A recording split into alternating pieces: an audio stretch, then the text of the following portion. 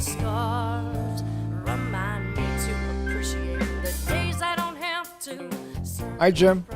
How are you doing, guy? I'm good. Are you like in that room that you were telling me about at the courtroom? I am in that room. You're in the courtroom? Yeah. Well, thank you for I'm in holding the on. assembly Sounds room. like you got off pretty early today. Yeah, we did. We did. So you've been hanging out a little bit so you could do the podcast, which I appreciate. I just came from doing another podcast. Like, there's not enough people doing podcasts. But What, your next door neighbor? well, right. Is podcast? No, my son, Dashiell's got a podcast now, so I had to. Of course. Veronica Cartwright called me about 2 weeks ago. She said, I've got a friend. He's doing a podcast, and he does it with Bobby Carradine. And I thought, okay, well, I felt I certainly owed her a favor because she came on our podcast, and she was fantastic and interesting, and people really seemed to have a reaction, a good one, and so she asked me to call these guys. So, like last night, I'm tired, and Jennifer goes, "Oh no," and I'm like, "What?" She goes, "You got the podcast tomorrow. You got the podcast tomorrow." I'm like, I know. What's the big deal? She goes, no, not your podcast, the other podcast. I'm like, what pod? What are you talking about?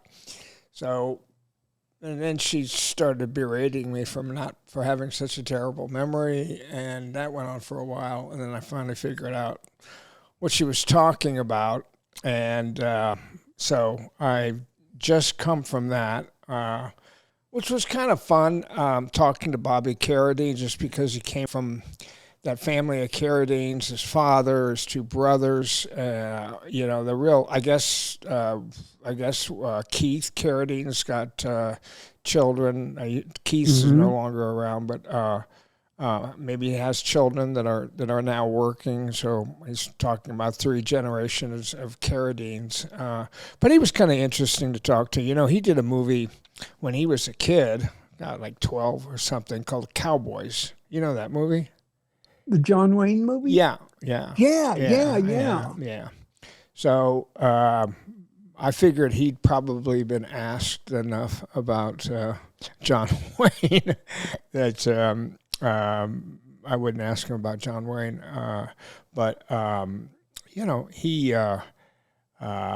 he's worked with a lot of interesting people, and of course he grew up in that family, and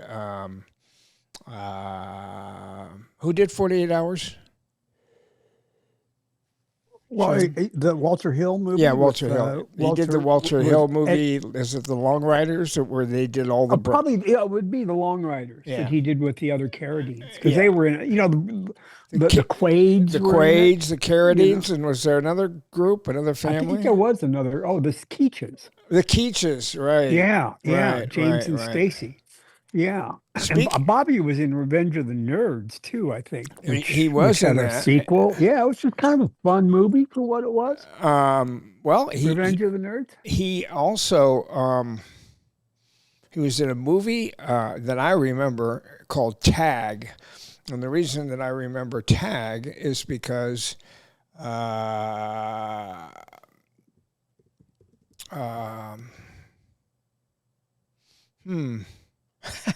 the reason I remember Tag is because of I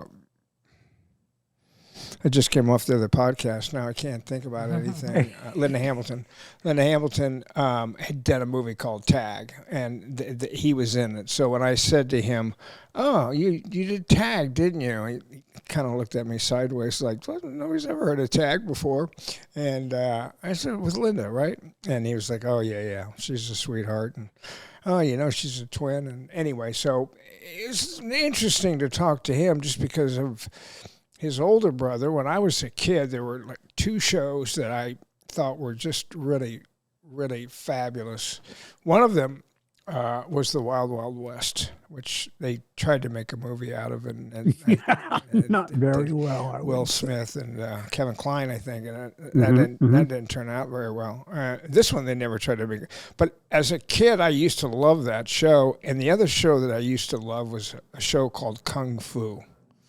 And that was Bobby Carradine's oldest brother, and David, sure. David Carradine, and David, plays this kung fu master who's kind of walking around America, the West or whatever, with people just find one reason or another they want to attack him, and he uses his kung fu to keep people at bay. I actually, probably because I was talking about it, my phone heard me. It started all of a sudden I started getting a couple of things like kung fu clips, and because I used to love that show, and I used to think it was so profound when I was a kid. I was probably like 10, and so I looked at one of the clips, and he's out in the desert, and he's walking along as he usually was, and all of a sudden there's like 8 or 10 Indians that kind of pop up from around the ridges around him, all with their bow and arrows, and they all just start shooting at him with their bows and arrows, and he just snatches the arrows out of the air, and snatches them and breaks them and snatches. Matrix, yeah. And I kind of thought to myself, I guess I was 10, so but it was kind of fun to talk to him a little bit. He's and I didn't know Keith Carradine, but he was with ICM, and I used to see him in the hallways quite a bit. And I was introduced to him and hung out with him a little bit, but never worked with him. So, but Keith had a musical career too.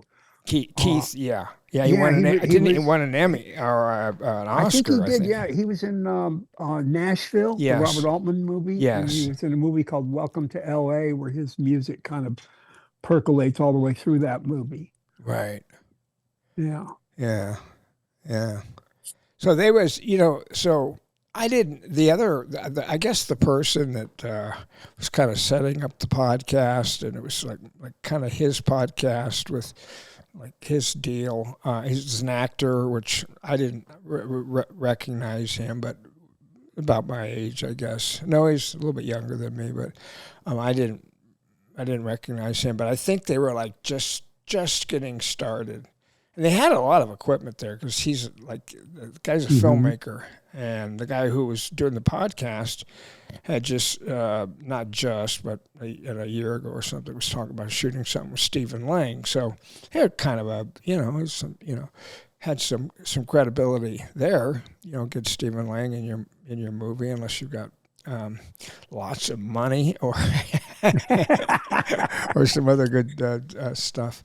And but it looked to me like they were just starting. And they had, I'll think the guy's name, and they had somebody on before me, so I waited about 10 minutes, and then when that guy left, he wasn't there in the studio. They were doing him via, remote. Yeah, and that was, I'll think of his name in a second, too. And so there was sort of this gee, I wonder if this, we're really hoping, we really think it's going to be, or we really, not having any idea, I don't think, that they're just going to be like the rest of us, one in 3 or 4 million podcasts. And they got Bobby Carradine, but Bobby he does not carry the show the way that I do, just as far as interviewing and so in my heart of hearts, I felt a little sorry for them, because I think they're gonna put these out and have all sorts of expectations, and then probably, have reality hit him in the face. Yeah. Then the brutal truth arrives. Right. And, Yeah. I think that's kind of everybody these days. Yeah. Well, I remember the assassination game, Tag.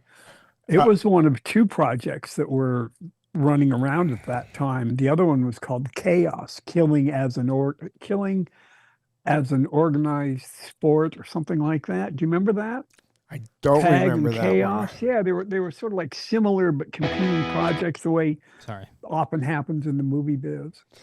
And I think Tag was the one that got made first. The only reason I was really aware of Tag and the fact that he was in it, I just remembered it was because it was one of Linda Hamilton's credits before she did the Terminator. She might have done Children of the Corn also. I think Is that Stephen King? Or I don't believe it is. No. No, Children of the Corn is not. No. Right. No. Right. Remember that? What's that Twilight episode? Remember the greatest Twilight Zone episode? It is. Yeah, it's based on Stephen King's short story. It is. Oh, is yeah, it? Yeah. Stephen King. Okay. You're wrong, Jim. Fucking unbelievable. Gotcha. You must have spent a lot of time in your grand jury duties, like concentrating on whether you're going to throw these bumps in jail or not, to not be able to know that Stephen King I actually knew something that you didn't know.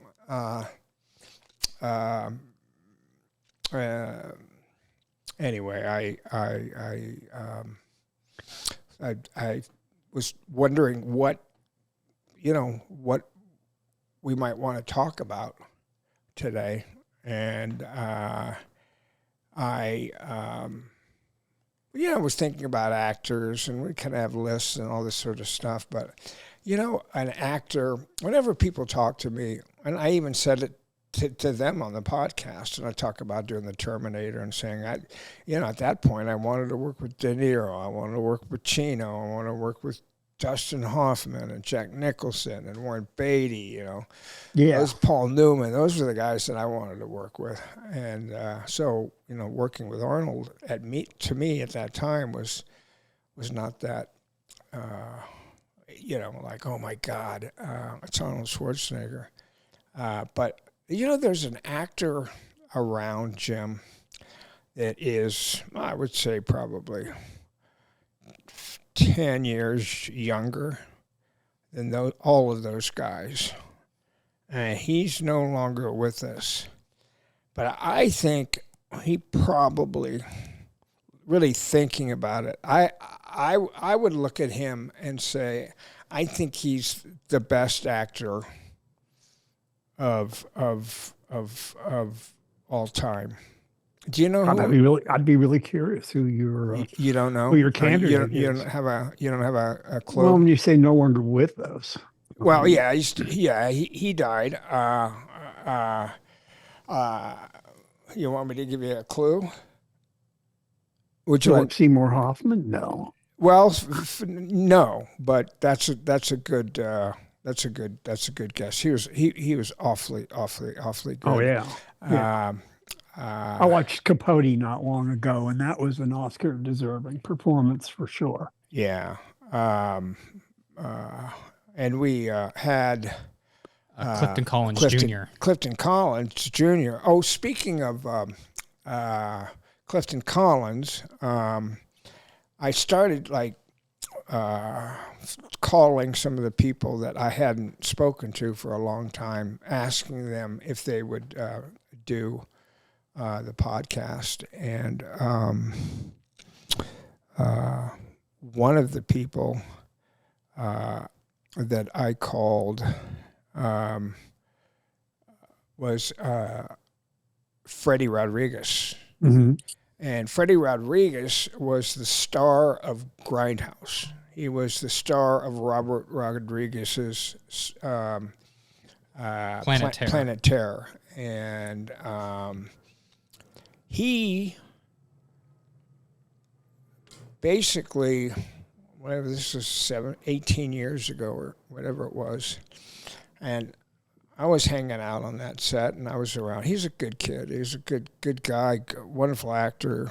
I I told you, we talked before about M. Night Shyamalan. He worked with Kurt Russell in Poseidon. He did Bobby. He did Lady in the Water. M. Night Shyamalan. M. Night Shyamalan. You're right. And I think he's still working all the time. He was on a show. Bull. Bull. Main cast on Bull. Yeah. Oh, he did some good movies. Walk in the Clouds, Dead Presidents back in the 90s. Those are pretty good movies. Yeah. You guys were also in Havoc together. Yeah, we were in Havoc together. And so we've done 2 movies together. So he said he would come on, and he's local, so hopefully we can get him into the studio. And then I also called an old friend that I hadn't spoken to in a long time. You know who Judge Reinhold is, right, Jim? Yeah, absolutely. Yeah. Absolutely. Yeah. Judge is, I originally met Judge when we did Lords of Discipline. He was in Lords of Discipline. I don't know if that was before or after Fast Times at Ridgemont High. Do you know, Jim? It would be before. It would have been before. Okay. Yeah. After. Fast Times was 82. Lords of Discipline was 83. Did you get that, Jim? Yeah, I did. Sorry, but Jim. we were putting Lords of Discipline together in 1981. I remember. So that's why I thought it was. I mean, it came onto my horizon before Fast Times at Ridgemont High got made. I don't know if he shot it first or which order they were shot, but I know that Lords of Discipline was coming together before Ridgemont did. So. Well, that's why I said before. You know what's interesting? Frank Roddam, who directed Lords of Discipline, directed a movie before that called Quadrophenia, and he worked closely with The Who, I believe, if I'm not mistaken, absolutely. Jim. And Sting was in that movie, and it made quite an impact. It was the kids running around on mopeds over in England, and like it's kind of that era. They had names for It's them. what got him signed by ICM, and it's what got him a lot of attention with Hollywood producers and studio executives. Yeah. Well, one of the things that I had kind of forgotten is I always held a little bit of a grudge. And maybe it's why, if you look at Lords of Discipline, I'm not in it very much, but when I'm in it, I'm fucking in it. I'm good in that movie. That's for sure. Yeah. So I swear I met Bill Paxton, and Bill played my second in command, my second bad guy. Well, you're guy one standing of the 10, behind me with his fists clenched, like my attack dog. Yeah. So I could just smile. Yeah, you have your fucking lid on correctly and whatever it was. But I was really, we shot that over in England, and I've told that story before about Bill and I getting high and Frank catching us and stuff. But I went in and auditioned for that. And I auditioned for the lead in that movie. And when I went in to audition, I went in and there was, Bill Paxton, there was Judge Reinhold, there were like 3 or 4 other people that ended up being in the movie. Okay, so these were his picks. These were his picks, and I, we went to Paramount and we auditioned for the suits at Paramount, and which I don't know if you were one of them or not, Jim. No, I was there. Well, you didn't stand up for me very well, because what happened was every single person that was there, maybe there's 4 or 5, I forget exactly who it was, but I know Paxton was there, and a couple, and everybody was cast except for me. I wasn't cast. And they replaced me with, what's his name, Jim? Do you know the lead, the guy who's in the Richard Gere movie?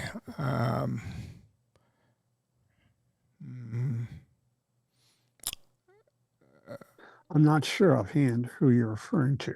Okay, well, he was the lead in Lords of Discipline, and there was a guy who kind of played a gay. He was a very famous artist's son. He was auditioning too,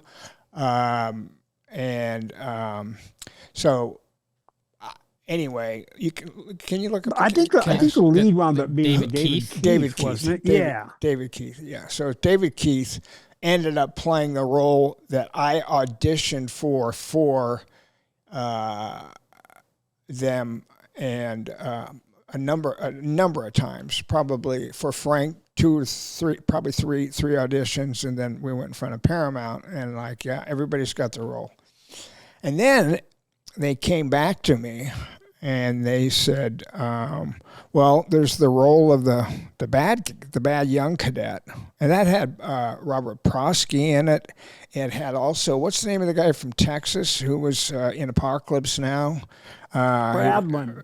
G.D. Spradlin. G.D. He's also Spradlin. in Godfather 2. He plays that sleazy senator in Godfather 2. Yes. Yeah. Tells Michael what to fucking, exactly. Mr. Corleone. Yes, you greasy motherfuckers. I don't like your kind. I'll run you out of here. You and your whole fucking family. And he was in it. So it was like this great cast. And so then my agent, I was probably at the time, said, well, they're interested in you to play like the bad guy, the bad cadet, which I thought like, okay, yeah. I reread it and looked at it and said, yeah, good. I'm down for that. Well, Frank wants you to come back in and read for it. For him, not Paramount, not nothing. They got their David Keith and they were happy. But Frank wanted me to come back and read for him. I don't think I ever forgave him for that. I really, it's just like, and I think I was so fucking angry about that. And that's one of the reasons why I was so good in the movies. I was just, you had a chip on your shoulder. I had a real fucking grudge. A grudge. And I did, and I went back and auditioned for him again, and I got the role, but kind of, I didn't think about it then that way, but kind of humiliating that, that like, oh, gee, I know you could play the good guy, but I'm not sure if you could, and this is after I'd done The Fan, I'm sure, after I've done Deadly Intentions and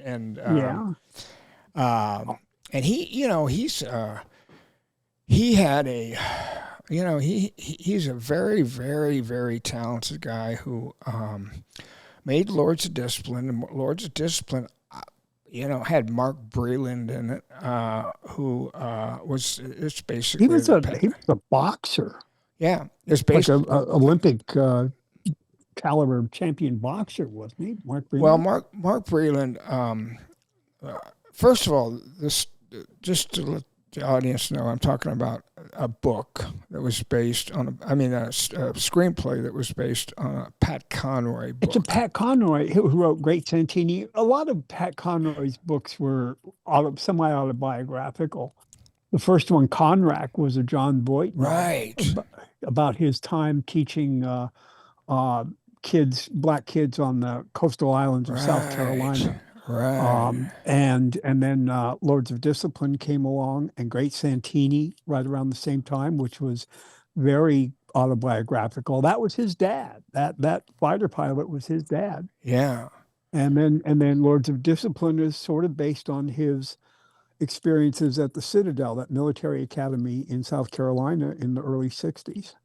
Well, in his book, and in our story, the story really was about the first black cadet at the Citadel and the problems that went along with that, and there being sort of a secret society underneath. The 10, as I recall.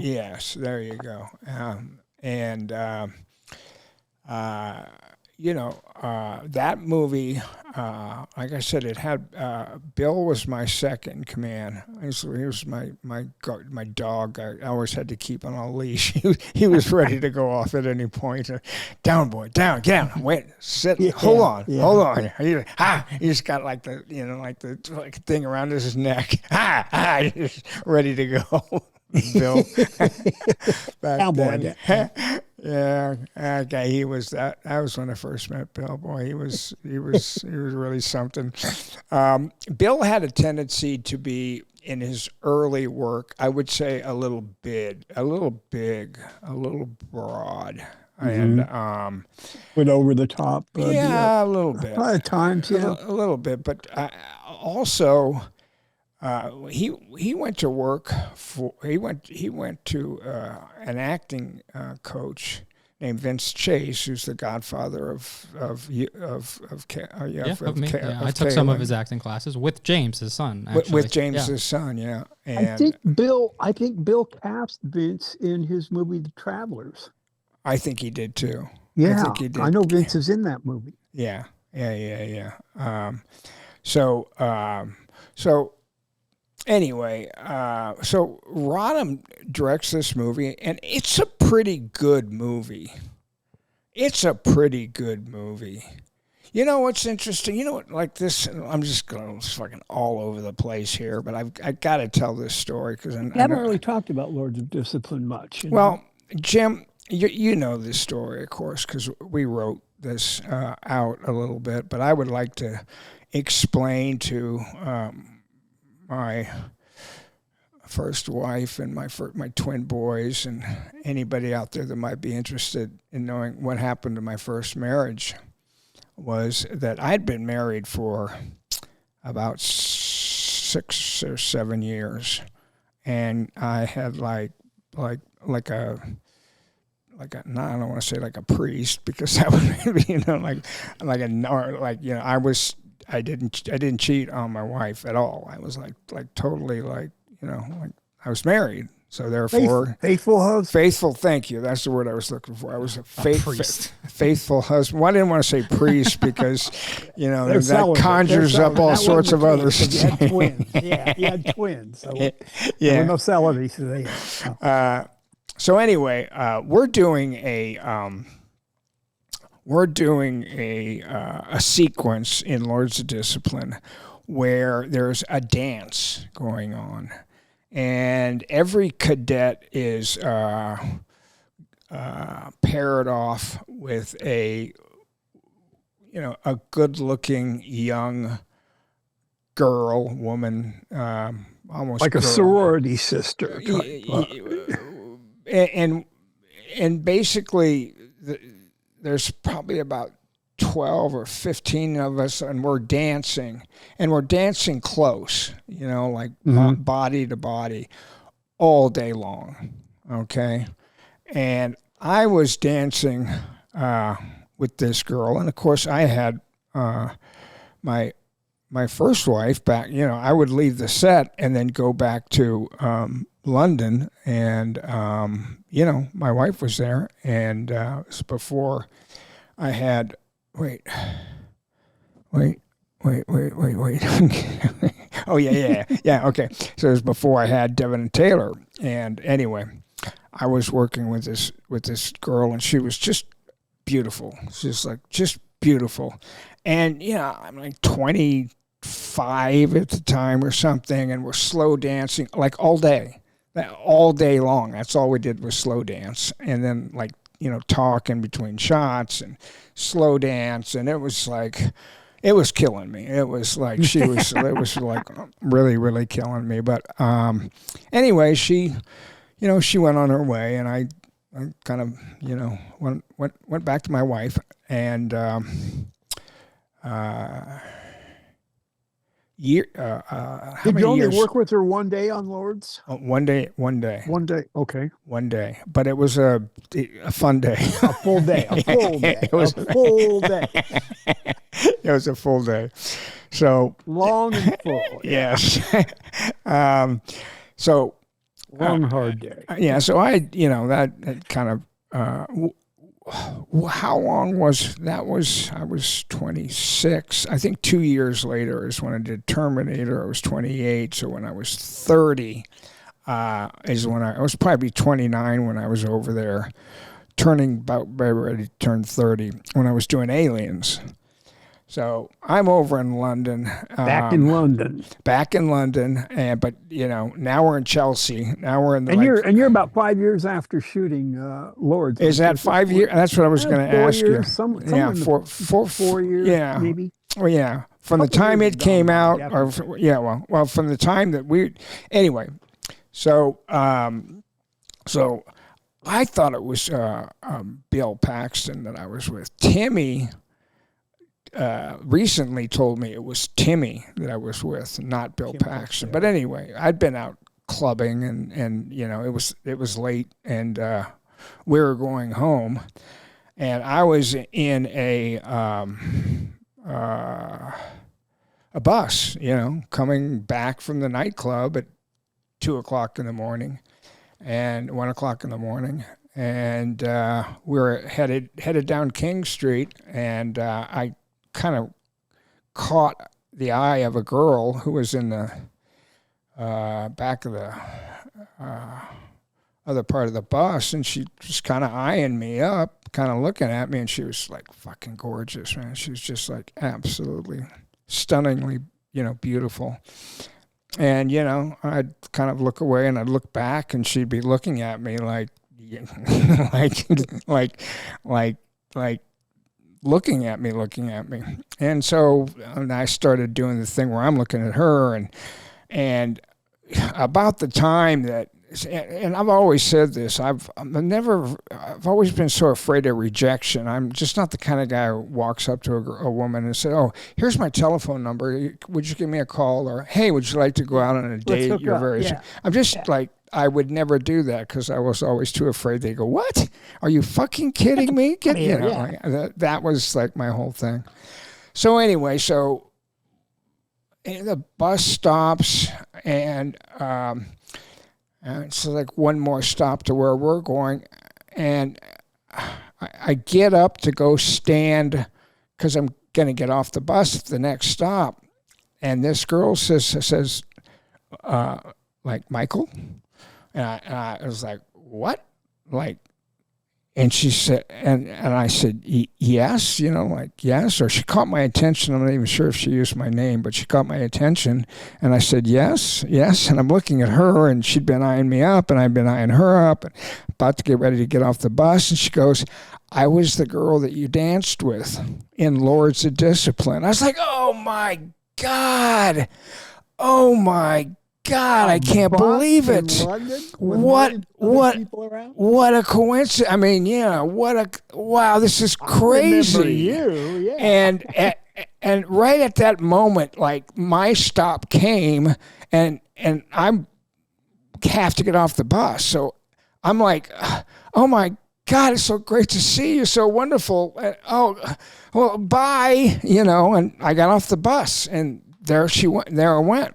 I guess it was Timmy. I thought it was Bill, but either one, I was like, "That's the girl that I danced with and was so attracted to when I did Lords of Discipline. What a coincidence! That's absolutely crazy." And so anyway, I went home, and the next. You don't have her number or anything. Oh no! Yeah. No, I didn't have the balls to do anything like that. Yeah. So the next day, I'm walking down the King's Road, which is, I don't know how to even, King's Road is such a cool sort of Melrose Place mixed with... some of Sunset Strip. Yes. What's the Rodeo Drive? Rodeo Drive, yeah. It's just a fantastic street. So I'm walking down the street, and who comes walking down the street in the other direction? But her name is Janine, but it was Janine. And I was like, "Oh my God. This is fate.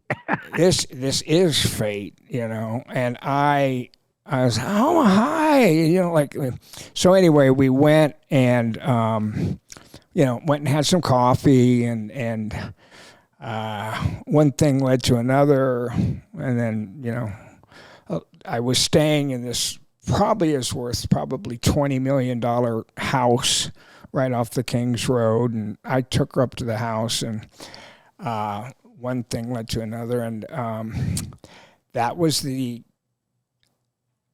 I just fell for her. I fell hard for her, and so I started.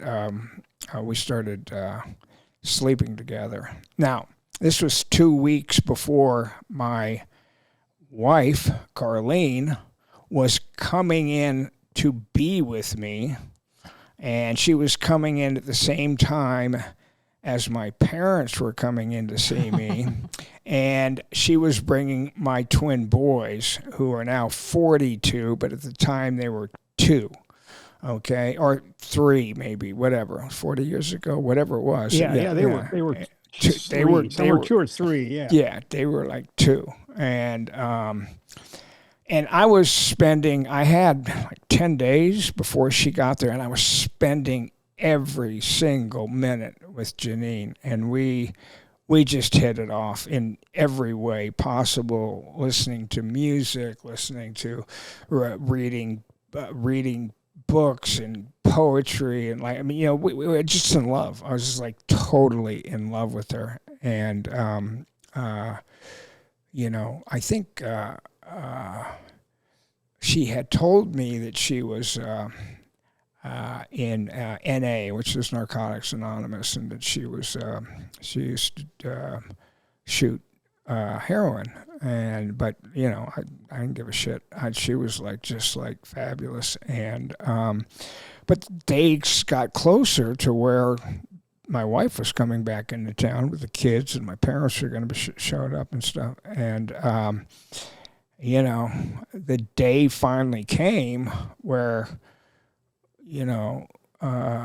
Carradine was,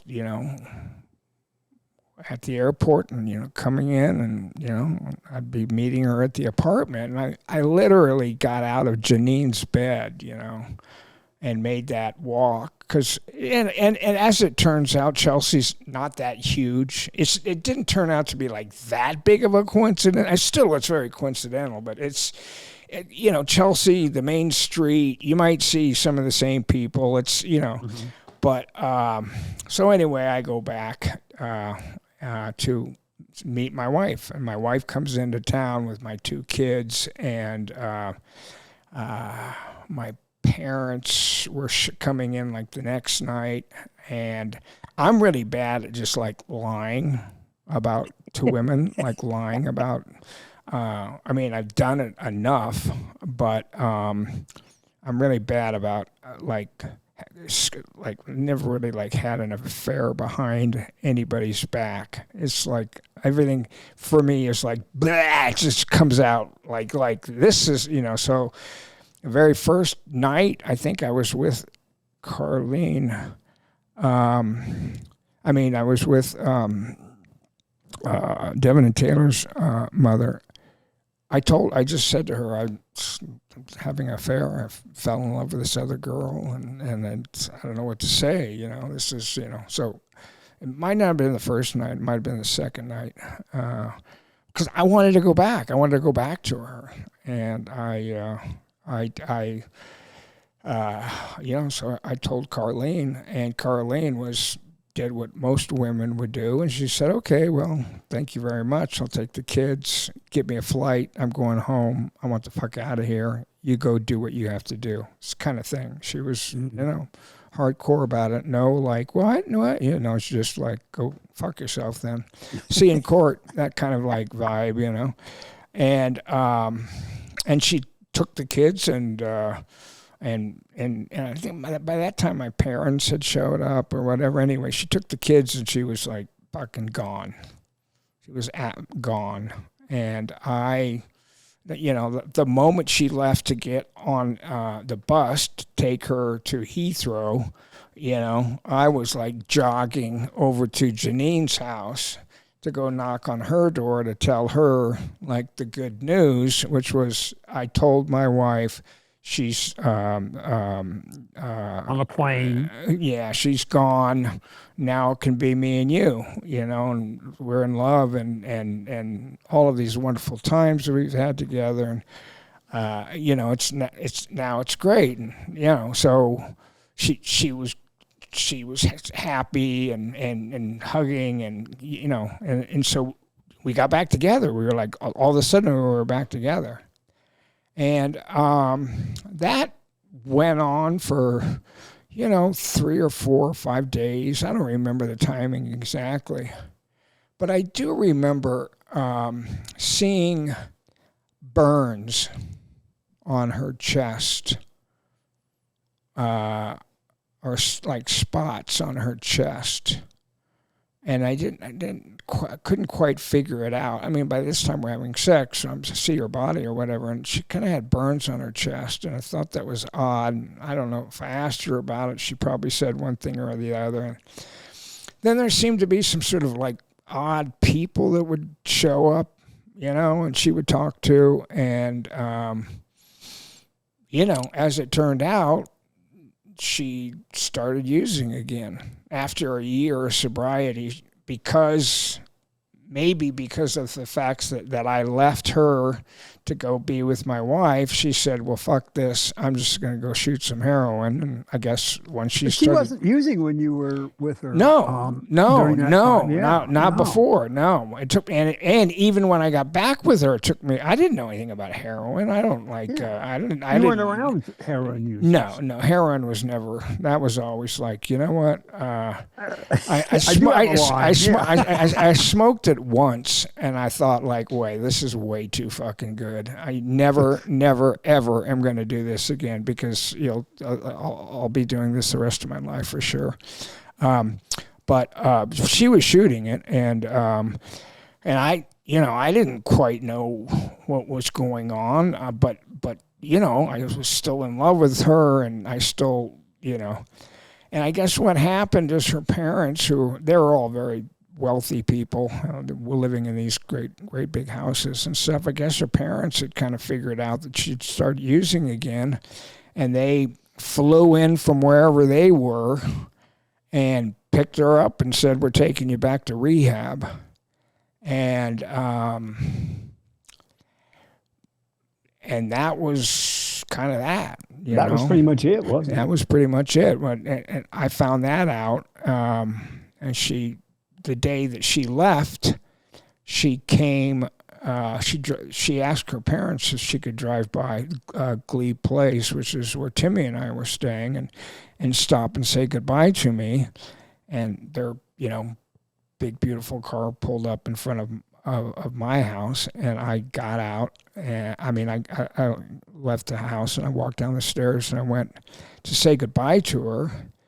And I wasn't smart enough to go to her father or to her mother, like to her father. Listen, I'm really sorry. I didn't know. Can I stay in touch? Please tell me, like, can you just leave me your number? Like, I just didn't, I didn't register with you. Yeah. And, there was a tearful goodbye, and off she went in the car, and I never saw her again.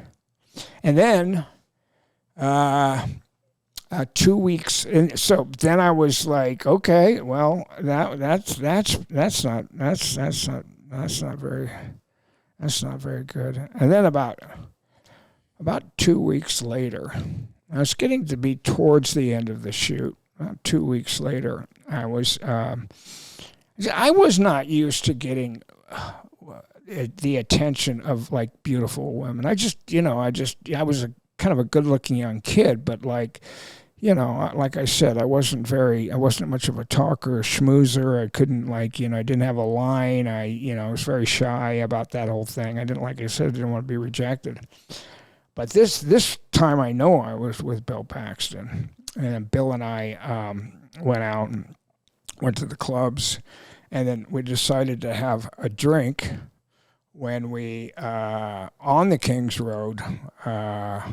as we were walking home. And so we walked into this bar, and I'm standing at this bar, and I look over and I see this absolutely like stunningly beautiful woman who's kind of eyeing me up, you know. Again, I was like, and, you know, kind of looking at me, and I'm, you know how it happens. You look at her, she looks at you, you look away, she looks at her, and you look at her. And but she was so beautiful. I just, never in my wildest dreams would I think that I would ever have a chance with anybody like that. And she said, "Do you have a light?" She approached me, she came over and she said, "Do you have a light?"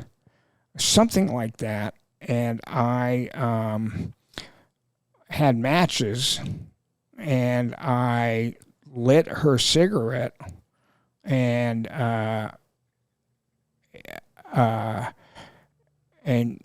she said, "You're the guy that was in the Terminator, the movie The Terminator?" And I said, "Yes." And she said, "Oh, wow.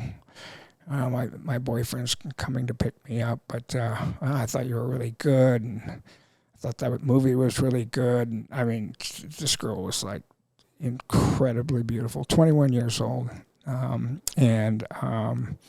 this was after this huge like love affair that I'd had before, and like. What, 2 weeks later, something like that? This is 2 weeks later, yeah. And so anyway, Bill and I went to finish our drink, and I had, you know, I lit her cigarette, and I said, "Here, you keep those." And as I was still there, as I was walking out, or she walked by me, and she slipped the cigarette, the matches back into my pocket. I used to wear like these coats and suit, not sports coats type of thing, and slipped that into my pocket. I didn't even know what it was until later when I took the matches out and it had a telephone number on it. I didn't even at that time. I didn't even know it was in there. I didn't know she'd even put anything there until I got, and then there it was. It was her and her telephone number, and anyway, I ended up calling that number because I was very. She made an impression. She made a very, very big impression, and that turned out to be Kaylin's mother. And anyway, we're going to talk about Jack Lemmon, right? That's who the actor was. Yeah, that's who the actor was that I was. I guess I kind of wanted to get that out. Jim, we wrote this out once. Did that sound pretty much like?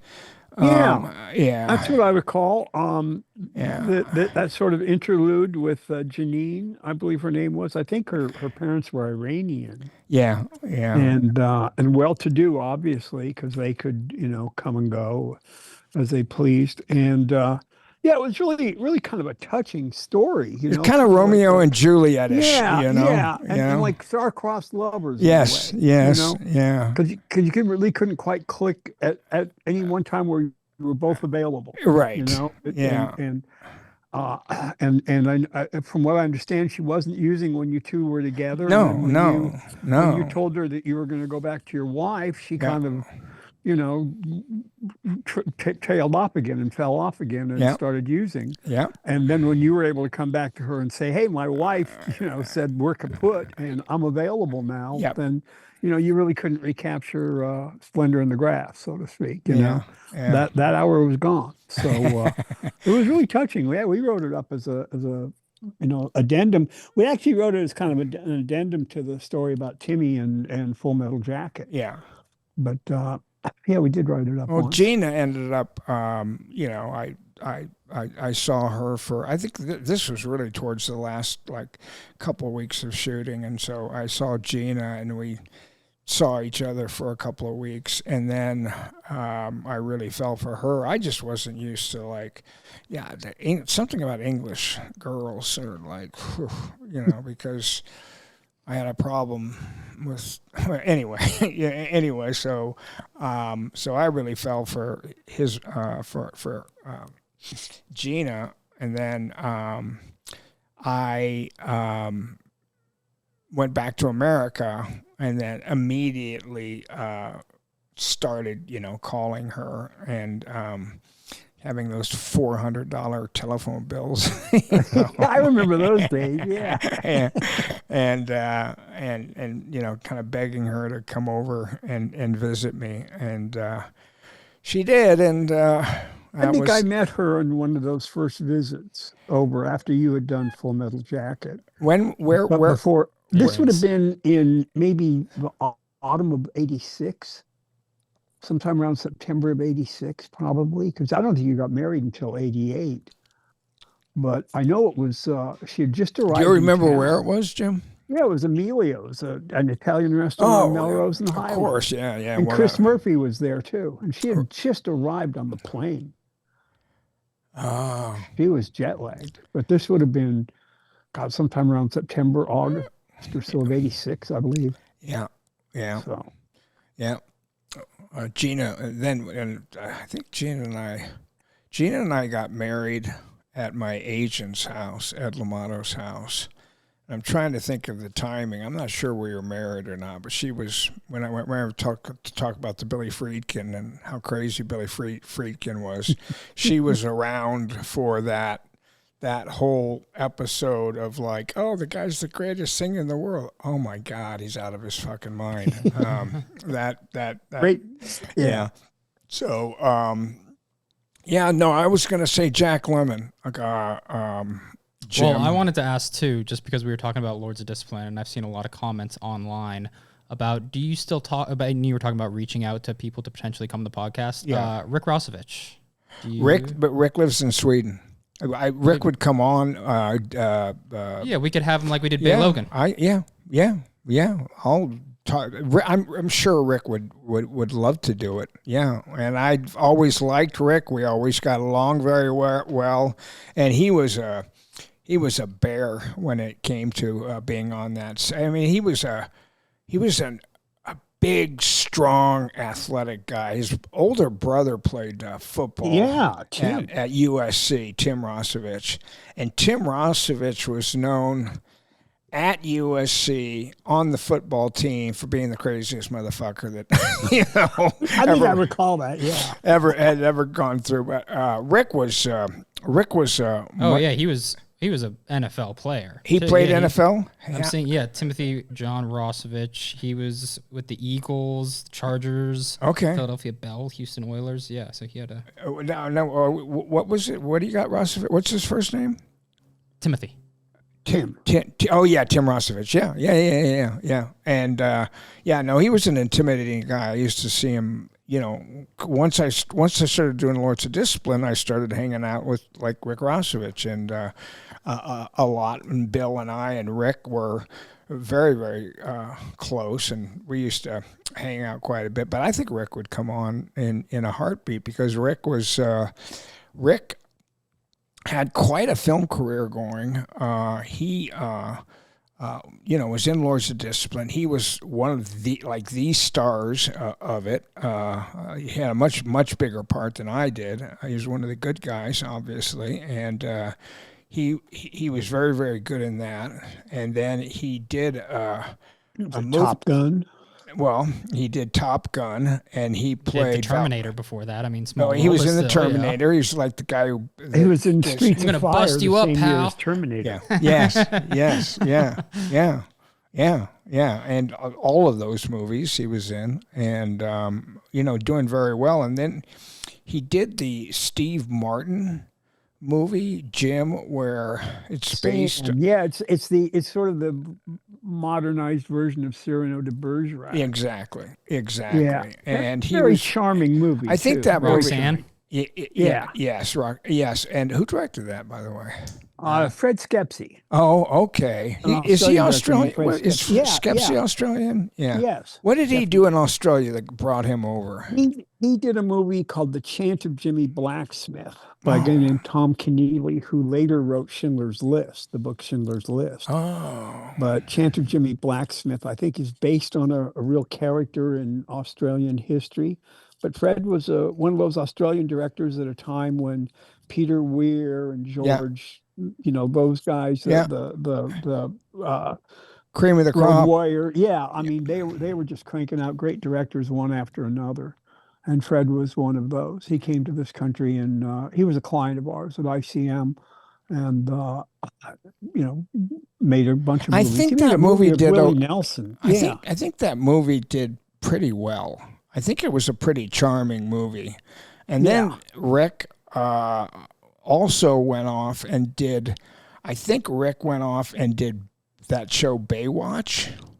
Yes, And definitely. I think that something like soured, something, maybe he knew that like he was going down, the Baywatch hole, that's quite a jump to go from Steve Martin to Baywatch. I'll let him explain it if we can get him on the show. You're talking about Rick Rossovich now? What? You're talking about Rick, yeah. I'm not seeing Baywatch on his credits. It was something called Pacific Blue that he described as Baywatch on bikes. You see that? Do you see that? What was it? Pacific Blue. Yeah. Pacific Blue. Okay. Yeah. Baywatch on bikes. Okay. Yeah. I think it was like, cop or whatever, riding around on bikes with shorts on. You never could really take like cops on bicycles that seriously. In shorts. Yeah. In shorts. And, Officer. Yeah.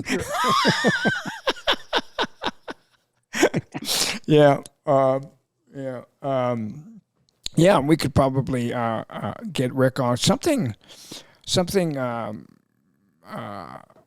And then, of course, Navy SEALs, too. I don't know if you mentioned that. But, and Navy SEALs. Of course, he was in Navy SEAls. And again, what a cast Navy SEAls was with Dennis Haysbert and Charlie, who was wonderful, and Bill Paxton. And there were a number of...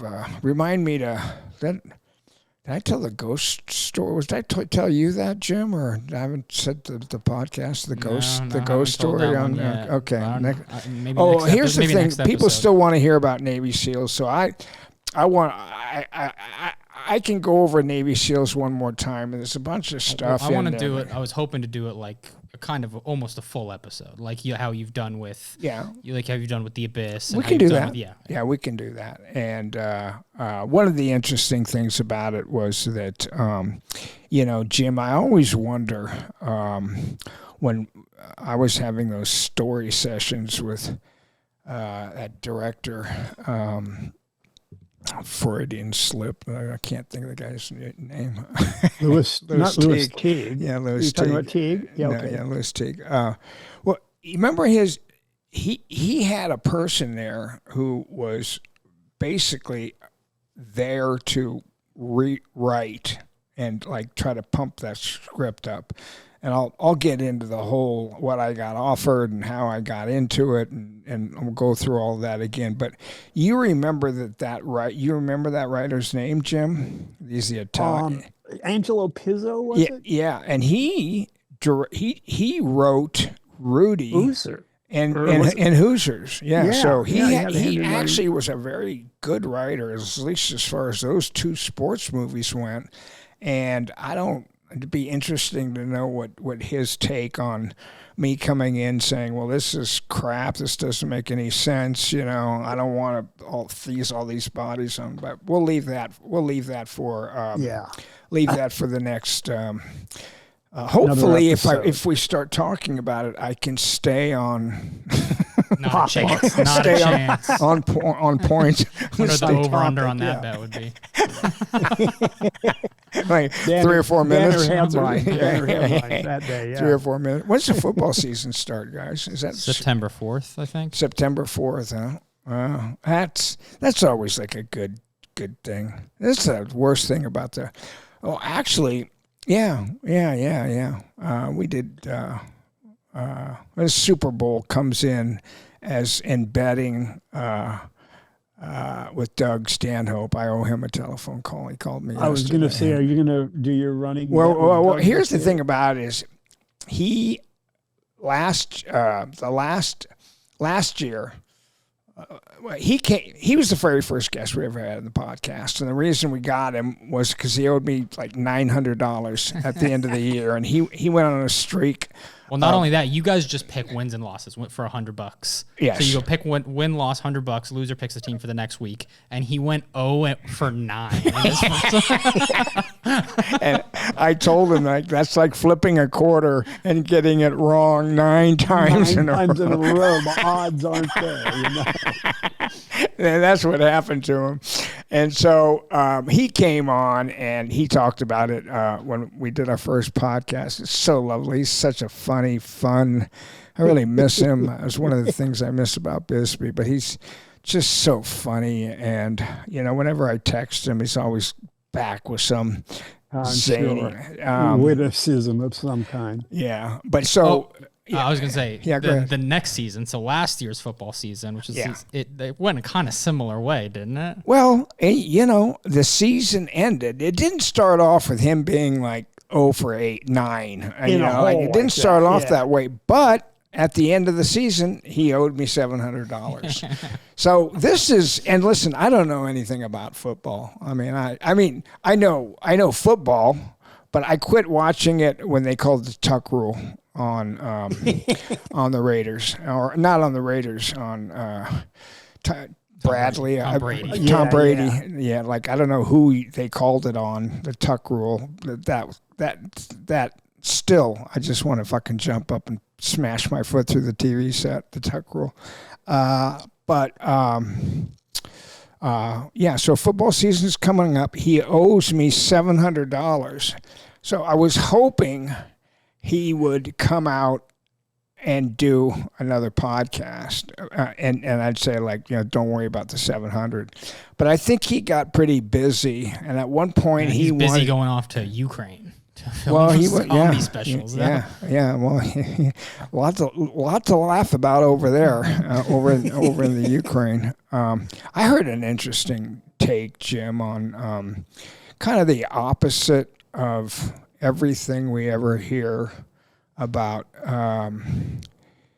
you know, Russia and Ukraine. And I heard, like, let's just say, a point of view that basically talked about the United States after the Soviet Union broke up, you know, just, you know, getting like NATO and just like getting it closer and closer and closer and closer to Russia, and not kind of thinking that Americans just kind of thought they could do whatever they wanted, and just kept pushing and pushing and pushing to where Putin just felt like, fuck, you know, they're all around us. And there were opportunities for, it wouldn't have been this leader, but there were opportunities in the past, back in 2015 or 14 or whenever that war was. And why did